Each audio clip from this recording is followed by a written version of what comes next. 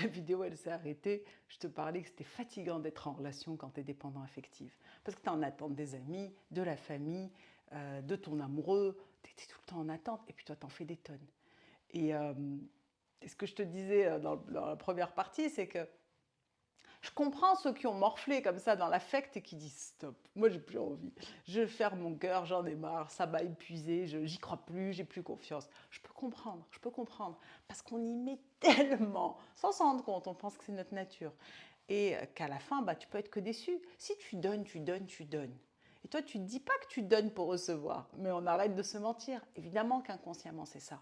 Parce que l'autre, j'ai envie de dire, il t'a pas demandé de donner autant. T'as pas demandé d'en faire autant. Ouais, je me suis cassé la tête, j'ai trouvé, je sais pas, j'ai n'importe quoi, moi. J'ai trouvé le voyage, je me suis occupée de tout, j'ai trouvé un truc extra, j'ai fait tout ça. Enfin bref, t'as rien demandé. C'est-à-dire que, alors tu vas me dire, oui, mais si je fais pas, il va pas faire. Bon, ça, c'est un autre débat. Mais dans plein de choses de la vie quotidienne, tu vas en faire beaucoup. Mais pas seulement en amour, amoureux, en amitié, en famille. Et tu vas être ensuite frustré parce que, évidemment, que si tu donnes autant, et toi, tu donnes en te mettant de côté. C'est là où je vais t'inviter, en tout cas, à te poser la question, et si je reprenais ma part là-dedans. Parce que c'est un système, en réalité, qui tient la route. Tu donnes, tu donnes, tu donnes. Toi, inconsciemment, tu penses que c'est ta nature, mais en réalité, c'est un automatisme de ton mécanisme de survie. Alors, accroche-toi, je vais essayer moi-même de me retrouver dans mes mots. Mes mots vont plus vite que...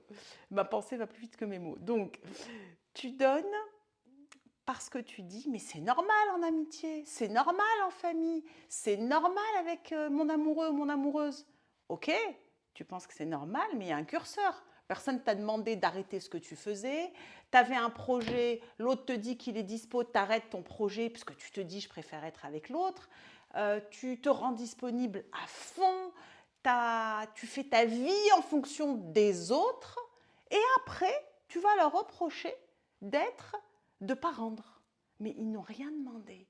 Quand je dis ils n'ont rien demandé, je ne dis pas qu'en amour, en affect, c'est pas normal de donner. Bien sûr que ça l'est. Mais il y a un curseur. Tu sais bien, quand on fait partie du club des DA, de la dépendance affective, des hypersensibles, on en fait trop. Évidemment qu'on en fait trop. Mais dans tout, dans le job, dans tout, t'en fais trop.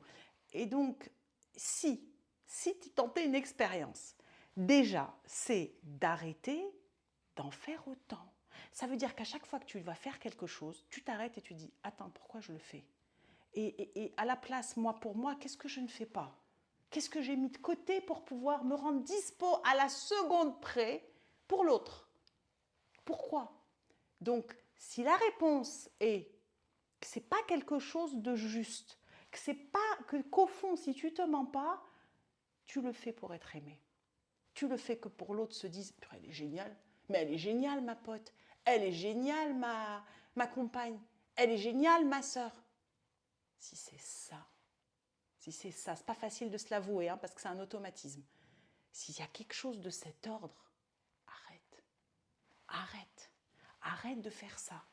Et pense d'abord, apprends parce que tu n'as pas appris, à penser. Oh, j'ai fait une bêtise. Le jaune est parti. J'en ai mis partout. Et tu penses à toi. À toi. Et ça veut dire, arrête de faire quand l'autre t'a pas demandé quelque chose. Si vraiment tu as envie de faire un truc, il y a un dosage. Ne te fais pas passer après. Ça ne veut pas dire être égoïste. Tout est une histoire de curseur. Et nous, le curseur, il est oups ou il est oups, tu vois, c'est on-off. On ne sait pas faire le milieu. C'est comme les couleurs de l'arc-en-ciel, on ne connaît pas. On connaît noir, blanc. Ah bon, puisque c'est comme ça, bah, je m'en vais.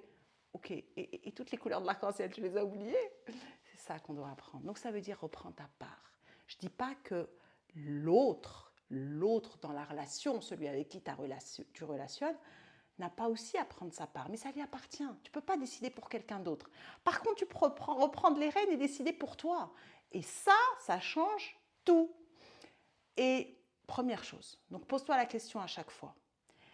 Parce que c'est juste normal, quand t'en fais des tonnes, l'autre il ne sait pas que tu as mis de côté plein de choses. Il ne sait pas que tu t'es pas fait passer en priorité. Il ne sait pas que des choses importantes pour toi, tu les as mises de côté. Il ne sait pas ça. Et donc, toi, tu vas attendre et tu vas être frustré parce qu'il ne va pas y avoir ce retour-là, ce feedback-là. Et donc, tu vas être frustré. Regarde le cercle vicieux. Tu vas être frustré et du coup, tu vas lui dire, ou tu ne vas pas dire, et tu vas être moins sympa, ou tu vas faire des reproches, ou tu vas être distante, l'autre ne va pas comprendre, en amitié ou autre. Et si, déjà, alors tu peux lui dire déjà ce qui se passe pour toi, mais moi je vais t'inviter à reprendre ta part, sinon tu vas être tout le temps malheureuse, tout le temps malheureux, tout le temps frustré, tout le temps oh l'autre ça va pas. Et puis tu vas mettre ton attention dessus, et puis tu vas aller nourrir cette part, tu sais cette histoire du loup, quel loup on nourrit, celui qui est affamé ou celui qui est bien. Tu vas nourrir la part affamée, la part en manque, et puis tu vas entretenir ça, et puis tu vas devenir chiante, attachante, parce que t'es attachante aussi, mais chiante. À être sur le dos de l'autre, avec oh, nani, nani, nana. Stop. Et l'autre, quand tu fais ça, qu'est-ce qu'il a envie de faire? De se barrer, d'être fuyant, d'être évitant, ce qui est juste le process anxieux évitant. Mais on l'alimente. Et donc, quand on est dans un écosystème, si on change un élément, l'autre élément va changer. Mais on ne fait pas ça pour qu'il change, tu fais ça pour toi. Après, ça lui appartient. Donc, première chose, arrête d'en faire des tonnes. À chaque fois que tu fais un truc, demande-toi, qu'est-ce que j'ai mis de côté pour moi et est-ce que l'autre me l'a demandé? Et à la rigueur, si vraiment ça te tient à cœur, tu demandes à l'autre, est-ce que ça te ferait plaisir si je mettais en place ça? Est-ce que ça te ferait plaisir si nanani? Et tu vas être surprise ou surpris parce que souvent l'autre, c'est pas sa came, c'est pas sa tasse de thé, parce que tu n'es pas l'autre. Et ça va être autre chose. Tu sais, c'est un peu ces langages de l'amour. Moi, je suis aussi thérapeute de couple et ça me passionne. Les langages de l'amour, souvent, pour montrer à l'autre qu'on l'aime, on va faire ce qu'on aimerait qu'il nous fasse pour nous sentir aimés. Je te donne un exemple. Les langages de l'amour, il y a 5 grandes catégories. Après, il y a des sous-catégories, mais on va dire basiquement, il y en a 5. Elles sont valables dans tous les domaines de l'affect, les langages de l'amour. Ils sont valables en amitié, en famille, avec nos enfants, avec notre partenaire. On a 5 façons de montrer notre amour. Et on a 5 façons, je vais le prendre dans l'autre sens, de se sentir aimé. Parce que la façon dont je vais te le montrer, ça va être la mienne, celle que je connais. J'ai accompagné des centaines de couples. Je crois que je n'ai jamais vu un couple qui a le même langage de l'amour. Alors qu'est-ce que ça donne? Ça donne, j'ai pas l'impression que tu m'aimes. Ah bon, pourtant je te le montre avec tout ce que je fais pour toi. Bah oui, mais c'est pas le même langage. Alors moi, j'ai pas reçu l'info.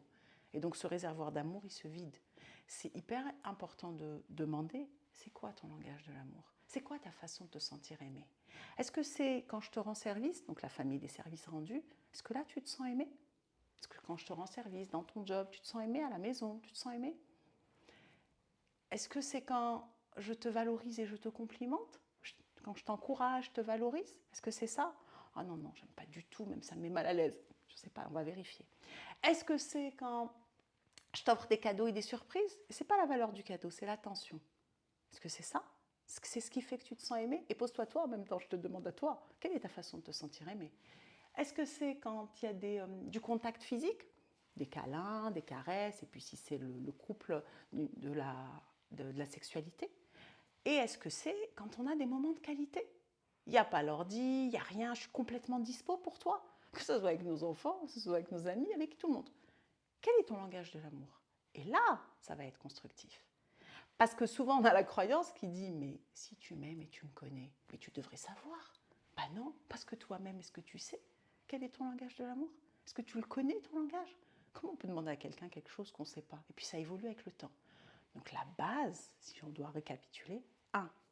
C'est quoi ton langage de l'amour et demande-le à l'autre. Tu vas voir que c'est le b.a.-ba de la relation affective, pas seulement amoureuse. Alors amoureuse encore plus, parce que c'est affecté encore plus, mais affective. Et puis la deuxième, quand tu vas faire quelque chose, demande-toi pourquoi tu le fais et demande-toi si tu te mets de côté. Si la réponse est oui, là, tu ne te respectes pas toi-même. Tu t'oublies pour l'autre. Tu vis ta vie par procuration à travers l'autre et tu as toutes les chances d'être déçu. Et donc, est-ce que ça te parle et qu'est-ce que tu mets en place? Et si tu as envie d'aller plus loin et d'en savoir plus, tu trouveras tous mes accompagnements sur l'atelierDamel.com et mon podcast l'atelierDamel.com où je te parle de toutes ces choses. À bientôt et raconte-nous tout ça et peut-être que tu vas décider de le changer ou pas. Ça t'appartient.